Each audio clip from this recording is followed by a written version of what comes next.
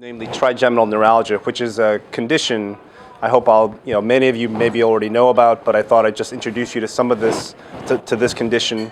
It's a condition and disease process that I sort of developed this subspecialty interest in over the 7 years that I was working up at Tufts, and I thought I'd just kind of share some information about it. So what trigeminal neuralgia is in its classic form, paroxysmal, severe lancinating facial pain. And I'm going to kind of several times throughout the talk just repeat the definition of what this is, because you'll come to learn that to diagnose trigeminal neuralgia, really the most important thing is a good history and just characterizing the nature of the pain. But in the patient's own descriptions, it's the most horrific kind of electric-like pain, typically on one side of the face the patients can experience. The pain can involve really any part of the face, again, on just one side of the face. Oftentimes patients can just have dental pain as well, so sometimes patients are totally misdiagnosed with dental pathology. Pain is typically sudden in onset, and the pain, again, is sharp, electric-like, and not usually associated with any numbness of the face. In the traditional definition, patients who have trigeminal neuralgia don't have these other characteristics, namely the pain is not constant, it's not burning or throbbing, and it doesn't really ache. It's really just sudden onset, acute, unexplained, electric-like pain in the face. And just to give you an idea of how severe this pain is, when people look at the different kinds of pain conditions that patients have, this is generally thought to be the most painful condition that humans can experience. In fact, patients have committed suicide due to the severity and nature of this kind of pain. There are some things that can make the pain worse. Typically, pain is worse when patients are under stress. Also, patients typically describe trigger points, meaning just very, very light stimulation of that side of the face can elicit pain. In fact, patients often say that just by gently scratching the face, shaving, the fear that these patients live in, because they just can't really carry out their normal activities of daily life, to the point where if it becomes really severe, they essentially become recluses and just draw away from society. Trigeminal neuralgia tends to affect up to 5 people per 100,000. There are up to 50,000 new cases diagnosed in the US alone per year. And typically women are affected more than men. And this is not a genetic disease in that it's not typically handed down through generations. If you look at what are the typical ages that patients present, this is really a disease of the Middle Ages, affecting people typically from their 40s to 70s, with a median age of presentation around their mid-50s. As far as the natural history of the disease process, the most frustrating thing probably to patients is that there's no rhyme or reason to when or why their pain comes on. And oftentimes there are cycles of pain where all of a sudden the pain will come on and it'll affect them really horrifically to the point where they can't function for maybe days to weeks, even sometimes months at a time, and then for no reason the pain will go away. And they'll feel totally normal, be able to resume their normal lifestyles, and then typically within weeks to months to years, the pain will come back again without, again, any explanation. What usually is the case, though, is that as time goes on, periods of remission become shorter and the pain becomes worse. Oftentimes patients just deal with this pain for some time and have no diagnosis, or in fact, the majority of patients are given some sort of inaccurate diagnosis. And in fact, many of these patients, because they complain of dental pain, end up seeing a dentist.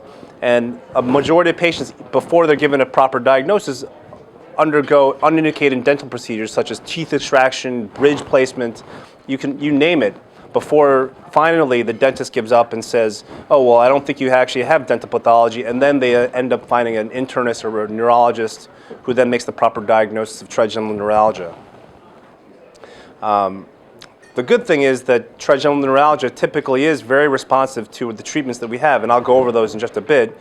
But medications typically initially are very, very effective.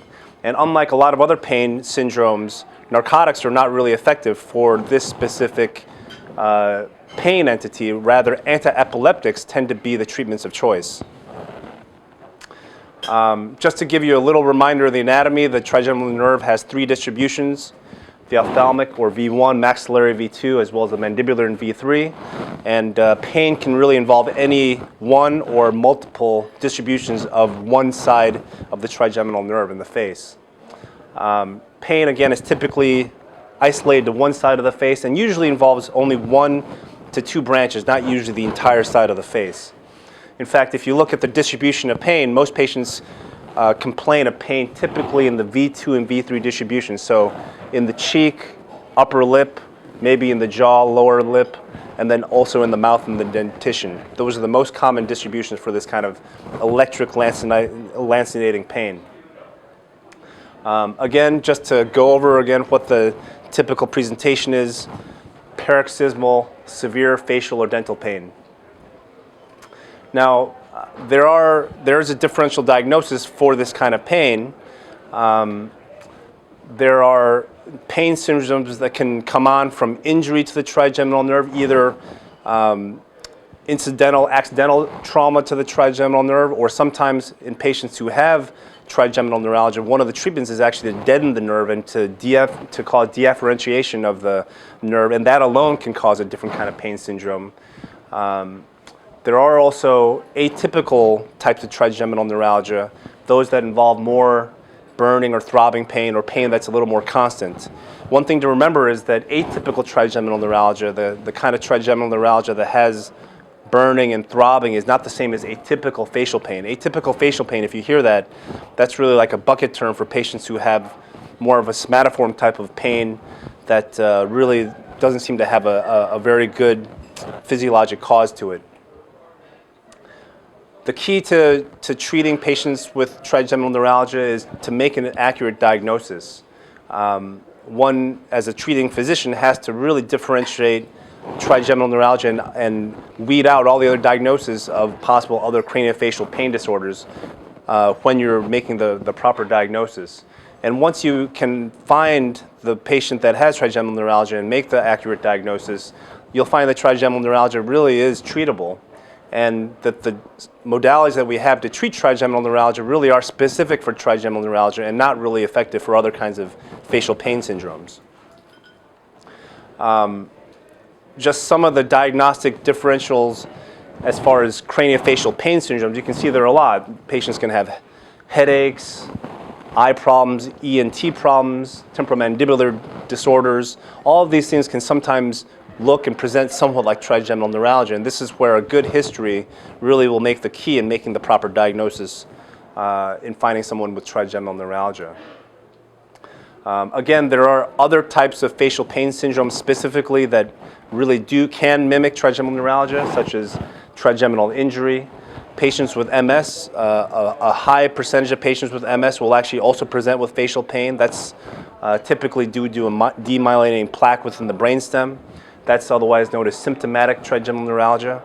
Patients who've had post-herpetic neuralgia involving the face can also have a pain syndrome that's typically preceded by herpetic rash in a specific distribution of the trigeminal nerve. And then there's also atypical facial pain. So trigeminal neuralgia needs to be differentiated from all these other types of facial pain syndromes. The typical exam of a patient who has trigeminal neuralgia when they're having an acute attack is one of which someone really guards the face because they don't want any stimulation, even light stimulation, accidentally affecting that side of the face. Patients guard their face. They're usually very still. They're withdrawn. They don't want to talk. They may have not really kept up with their normal hygiene because they just haven't been able to brush their teeth or do things normally because of the fear they live in with this kind of pain. If you do examine them, there's essentially no motor or sensory deficit that you can identify in these patients. Essentially, they look neurologically normal. But again, these patients are just living in severe pain and fear. So again, the key to making the diagnosis is a good history. And then following that, once you think you've made the proper diagnosis, you have to get imaging in the brain. And that imaging is primarily not to necessarily look for any key pathognomonic finding on MRI for trigeminal neuralgia, but it's basically to rule out a mass or a lesion that could otherwise explain why the patients have pain. Occasionally, you do see trigeminal nerve distortion or vascular compression, and I'll get into that a little bit more, but vascular compression is one sign of patients who do have trigeminal neuralgia. Another key to making the proper diagnosis is that patients with trigeminal neuralgia typically have an incredible response, initial response to anti-epileptic medications. And in fact, their response can be diagnostic of whether or not they really have trigeminal neuralgia. In other words, if you have someone who has trigeminal neuralgia, or you think, and you put them on an anti-seizure medication and they don't respond after several trials of different anti-seizure medications, you may have to rethink your diagnosis of whether or not this is really trigeminal neuralgia. So as far as, again, ruling out mass lesions that can explain why patients have pain, and this is the reason why you get imaging such as an MRI of the brain, the most common tumors that can lead to facial pain are those that are located in the cerebellopontine angle, such as vestibular schwannomas or meningiomas. And again, occasionally on MRI, you can also identify demyelinating plaques such as in MS that affect the brainstem that can lead to facial pain. In fact, one large series from the Mayo Clinic that looked at all the patients with so-called trigeminal neuralgia, they found that up to almost 10% of patients actually had tumors that were the source of their pain. Now, what they found is that, in retrospect, even though all these patients were diagnosed with trigeminal neuralgia-like pain, and 10% of them had tumors, those who actually had tumors had other neurologic dysfunction that is not really, again, pathognomonic for trigeminal neuralgia. But it just, again, lends to the idea that you need to rule out a tumor or an existing mass lesion that's the source of the patient's pain. So again, once you've ruled out a mass lesion and you have a patient who has the typical symptoms of paroxysmal pain that's unilateral, restricted to really only one or usually two distributions of the trigeminal nerve with trigger areas and no neurologic deficit, meaning no motor or sensory deficit, then you can pretty much feel rest assured that you've made a diagnosis of trigeminal neuralgia. And there's a whole algorithm with how to go about treating patients with this kind of pain. And typically the first line of treatment is anti-seizure medications once you've found that they have a normal MRI and not a mass lesion. And then depending on how they respond to those anti-seizure medications will ultimately determine whether or not you need to progress beyond medical treatment into the surgical or radiosurgical procedures. So I thought I'd talk just a little bit about the medications that you use initially. Again, they're anti-epileptics. Typically, you start out with one agent, and usually, again, the hallmark of trigeminal neuralgia is that these patients are extremely responsive to the initial course of anti-epileptic medications to the point where it's almost like a miracle drug. Within days of trying this and starting this medication, the patient's pain really improves dramatically. Typically, you keep them on that monotherapy until their pain has been really well controlled and they don't have any bouts of pain, and then you can try to wean it. Ultimately, the natural history, though, is that the pain comes back. Patients have to be put back under these medications, and ultimately they develop tolerance to these medications, in which case then oftentimes you have to add second or third agents, and then ultimately become less responsive to even those combination therapies. The medications that are used, the most common is Tegretol, and again, the response that patients have to Tegretol is almost diagnostic. Like if they don't respond to Tegretol or oxcarbazepine, then you have to sort of rethink your diagnosis. So these are the first line treatments, and then we go down the line and try other medications if and when patients become tolerant to these first line medications. Now, once and when patients become less sensitive or less responsive to medications, that's when we start to think about surgical treatments. And in general, the surgical treatments can be divided up into those that are the percutaneous techniques, in other words, needle techniques to affect the trigeminal nerve by placing a needle through the face and changing the function of the nerve, versus the open surgical techniques that really involve exploring the nerve and manipulating the nerve to improve the pain. The percutaneous techniques are in general those that involve rhizotomies, in other words, deadening or killing specific nerve rootlets within the trigeminal nerve, either with radiofrequency or with neurotoxic agents or with balloon compression. Open surgical techniques, which involve a craniotomy, involve exploring the nerve and, again, removing that vascular compression that I'll show you, or even maybe just performing an open craniotomy to just cut a part of the nerve. As far as the anatomy, again, the trigeminal nerve leaves the ventrolateral pons, travels through the paramesencephalic cistern into Meckel's cave, where it becomes the Cassarian ganglion and then divides into the three branches of the trigeminal nerve. The percutaneous techniques rely upon placing a needle percutaneously through the cheek, usually under fluoroscopic guidance, through the foraminal valley where V3 goes, and then landing the needle into the Gasserian ganglion. And then with the patient in a sort of twilight, semi-awake state, testing the nerve with a little electrical stimulation to make sure you're in the right part of the trigeminal ganglion before you actually affect the nerve. So this is just a little cartoon of what we do. Place a needle percutaneously through the cheek into the Gasserian ganglion. In the radiofrequency rhizotomy, which is the percutaneous technique that I personally tend to favor, you can actually heat up this tip of the nerve until you create a small lesion within typically one or two branches of the trigeminal nerve, the one that's the most affected. You wake the patient up, and then you ask them, how's your pain? Or you actually even also test that side of the face. And then you keep burning the nerve essentially until you get an adequate degree of numbness. And essentially the degree of numbness you give them correlates with how much pain relief you'll give them. And so this is a totally percutaneous, semi-awake procedure that does not require general anesthesia. With the neurotoxic rhizotomies, it's a similar idea with the needle placed, but instead of a radiofrequency ablation of the nerve, a neurotoxic element such as glycerol or phenol are placed into Meckel's cave and allowed to then destroy part of the nerve.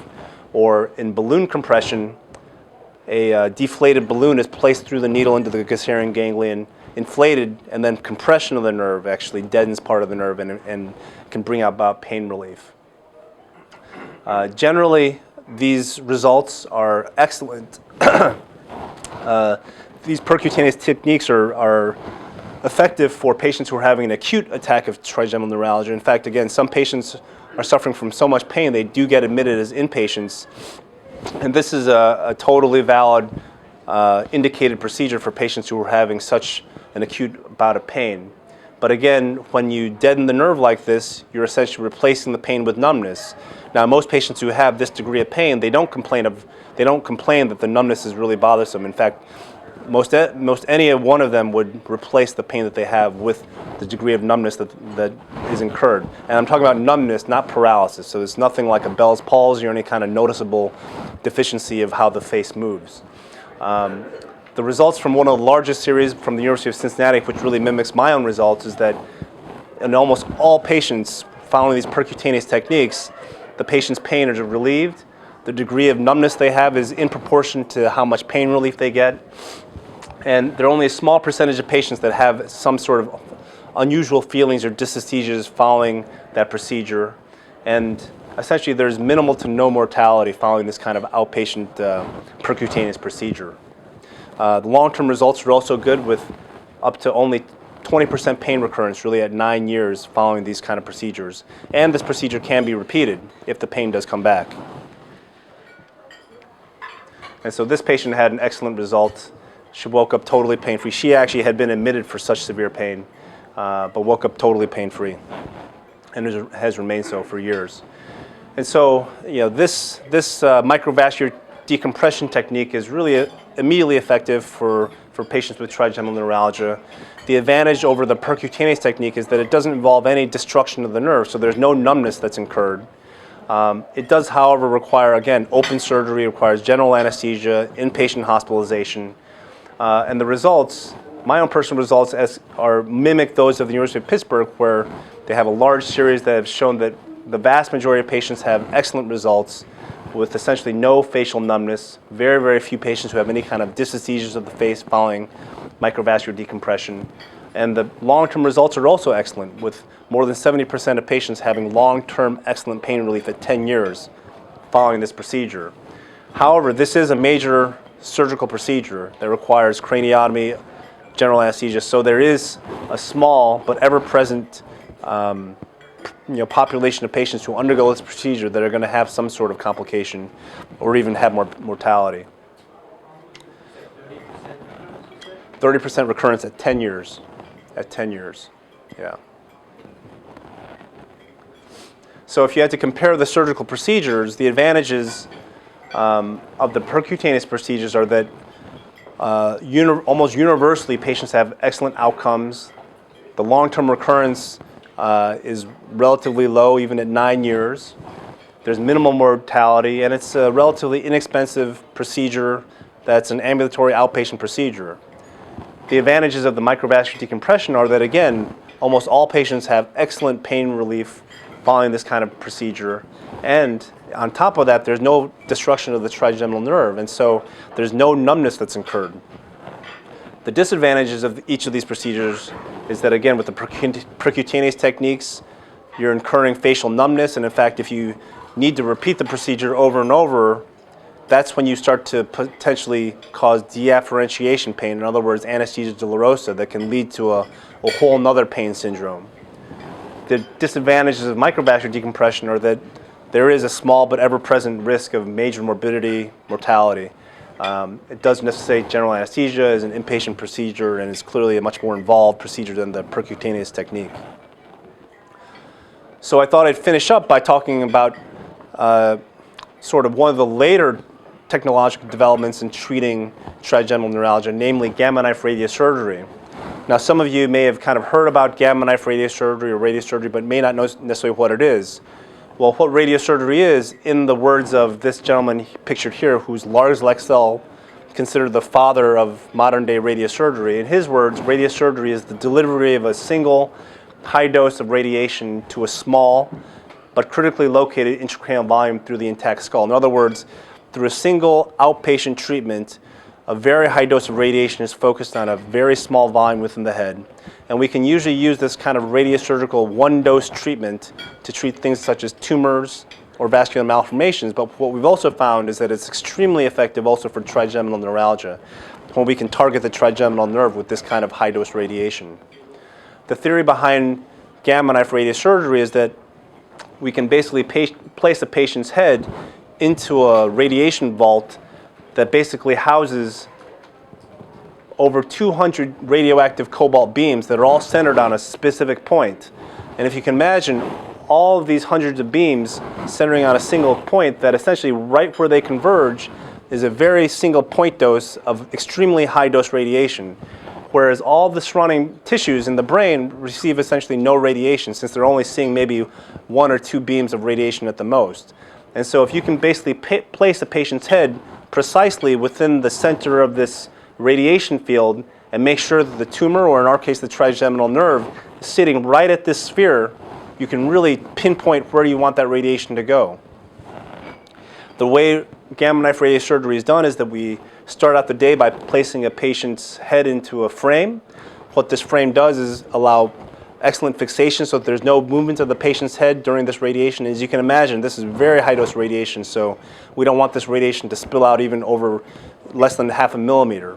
The other thing is that it does is with this frame, it sets up a Cartesian coordinate system where we now know within XYZ coordinates exactly where the volume is that we're trying to treat. The patient then undergoes an MRI with that frame in place, and then that MRI is imported to treatment planning software, as you can see here. And in this case, this is what our treatment planning software looks like, in this case a tumor. And we can essentially in 3 dimensions mark out very, very precisely what that tumor volume is. And in our case, in trigeminal neuralgia, it's very simple to identify the trigeminal nerve. But you can imagine even if you have a complex 3-dimensional tumor volume, regardless of how complex that volume is, essentially you can load up that volume with little spheres of radiation until you basically get this very complex conformal plan of high-dose radiation filling up that complex tumor volume, just by making small movements of the patient's head within that vault of radiation. The patient then undergoes treatment, and this is what it looks like when the patient actually goes in with the head fixated into this collimator before they go into the radioactive vault. And this is where the beauty of radiosurgery is that typically when patients present with symptoms or then diagnosed, say somebody with trigeminal neuralgia, say they then underwent an open microvascular decompression. Well, after that open microvascular decompression and craniotomy, they typically have to spend at least 1 or 2 days in an ICU recovering, several more days on a regular hospital floor recovering until they're discharged. And then even after discharge, there's several weeks of convalescence and recovery.